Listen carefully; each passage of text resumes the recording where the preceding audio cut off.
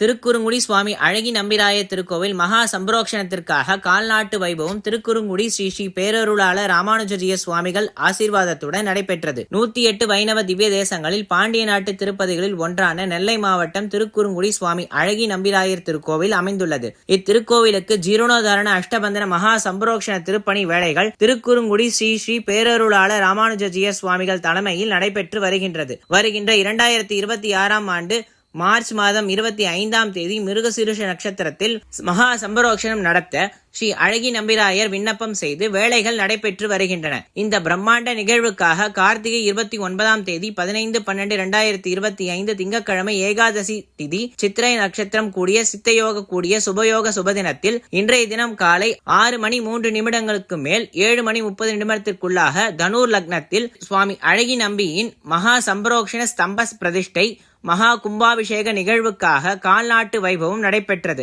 இதற்காக முதலில் திரு ஜீயர் மடத்தில் ஸ்ரீ ஸ்ரீ பேரருளாளர் ராமானுஜரிய சுவாமிகளிடம் மஞ்சள் தேங்காய் பெற்று சுவாமி அழகி நம்பியிடம் பிரார்த்தனை செய்யப்பட்டது.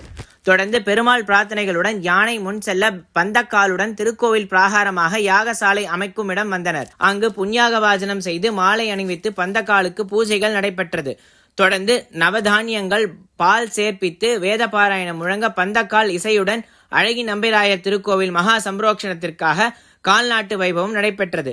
இன்றைய தினத்திலிருந்து திருக்கோவில் கோபுரங்களுக்கு வர்ணம் பூசுதல், கலசங்கள் அமைத்தல், உத்தமபட்ச யாகசாலை அமைத்தல், பத்திரிகை அளித்தல் போன்ற திருப்பணிகள் ஜீயர் சுவாமிகளின் மேற்பார்வையில் நடைபெறும். ஏற்பாடுகளை திரு ஜீயர் மடம் சுவாமி அழகி நம்பிராயர் தேவஸ்தானம் மற்றும் டிவிஎஸ் குழுமத்தினர் செய்து வருகின்றனர்.